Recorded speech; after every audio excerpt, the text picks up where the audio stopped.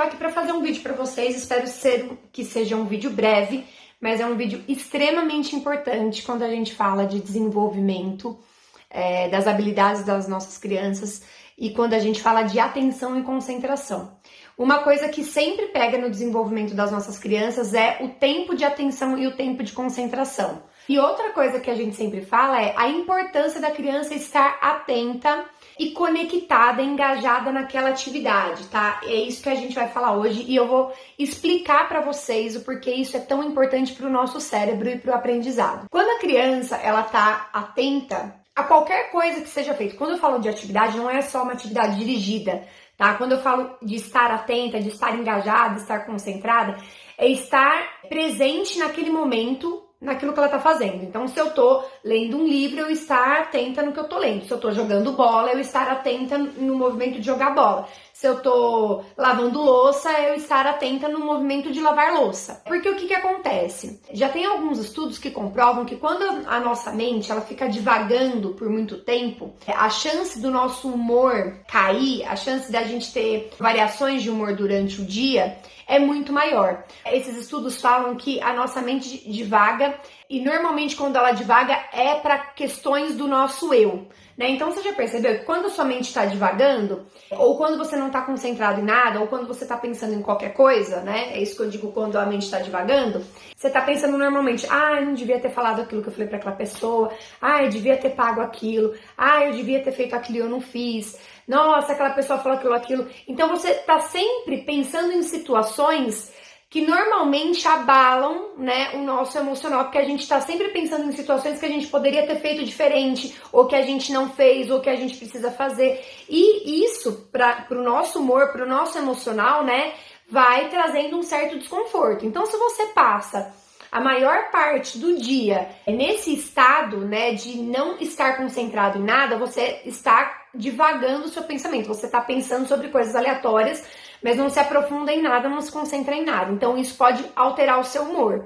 As chances são muito grandes, né? 99% das pessoas têm essa alteração de humor quando ficam com essa divagação por muito tempo. E daí as nossas crianças com autismo, crianças que têm dificuldade de engajar em algumas atividades, se a gente perceber, né, elas passam muito tempo do dia delas divagando. Então elas passam muito tempo do dia delas em movimentos que não são, entre aspas, tá, gente? Mas que não tem muita função, são movimentos que elas não ficam concentradas para executar, para resolver um problema, ou ficam o tempo todo no celular mudando de desenho, não consegue assistir um desenho até o final. Então essa mente costuma ficar acelerada e ela vai buscando algo para preencher que ela não consegue.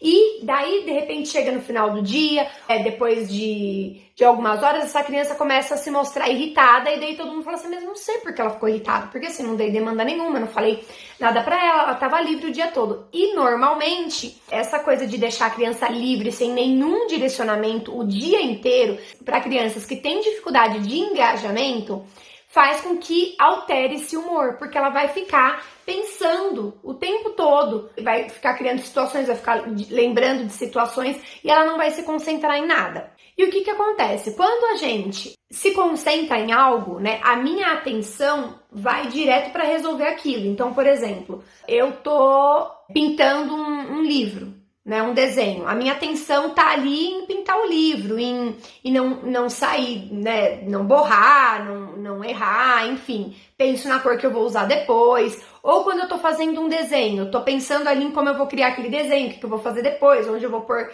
cada coisa, que cor eu vou usar, que lápis eu vou usar. Então eu estou concentrada naquilo que eu tô fazendo.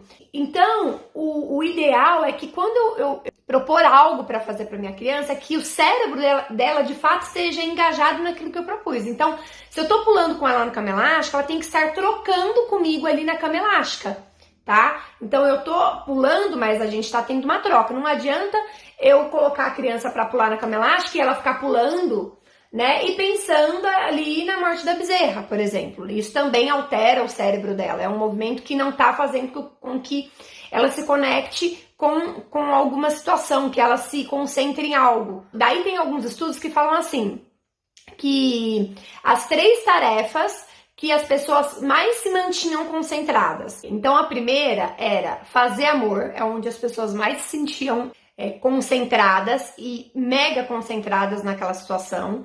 A segunda era fazer exercícios, a terceira era conversar com alguém e a quarta era jogar. Então, são momentos que as pessoas mais se concentram e onde elas mais se desconcentravam era no ambiente de trabalho. E daí isso é muito grave, né? Porque onde a gente talvez teria que estar mais concentrado, que é trabalhando, é onde a gente mais divaga, porque aquilo não conecta com a gente na maioria das vezes. E com as nossas crianças a mesma coisa. Então a gente precisa trazer ferramentas, estratégias, atividades em que façam as nossas crianças de fato estarem engajadas, né, e conectadas com aquilo para que alimente o cérebro. Eles chamam isso que faz com que o cérebro se alimente e se organize. Quando são atividades que a criança não tem que pensar muito para fazer, isso não alimenta a criança, né? Porque ela faz aquilo e fica pensando em outra coisa. Ela só faz de qualquer jeito, só por fazer. Então, as atividades de maior concentração, né, tem ali os exercícios físicos. Você nunca consegue, por exemplo, jogar tênis e ficar pensando em outras coisas, né? E é difícil para algumas crianças sair desse estado de divagação, porque é algo que vira uma bola de neve. É difícil algumas crianças que ficam nesse momento de divagação ir para um estado de concentração e muitas vezes causa um desconforto para ela se concentrar no primeiro momento. Por isso que a gente tem que fazer de pouquinho em pouquinho para esse tempo de atenção ir aumentando. Então a gente começa com uma atividade, por exemplo, para jogar bola, com demanda baixa de 1 minutinho, depois a gente aumenta para 2 minutinhos, depois aumenta para 3 e assim por diante. Né? Não adianta a gente querer já colocar uma atividade que ela vai ficar 10 minutos concentrada se ela não fica nem 2 minutos, não faz sentido. E por fim, o que eu queria dizer que nesses estudos, eu li uma frase que foi muito legal, que fala assim, que o que mais distrai as pessoas, as crianças, não são as conversas externas, não são as conversas das pessoas, não é o barulho do avião, não é o barulho do caminhão, não é isso a principal questão que distrai a criança, mas é a conversa do cérebro dela com ela mesma, que é essa divagação.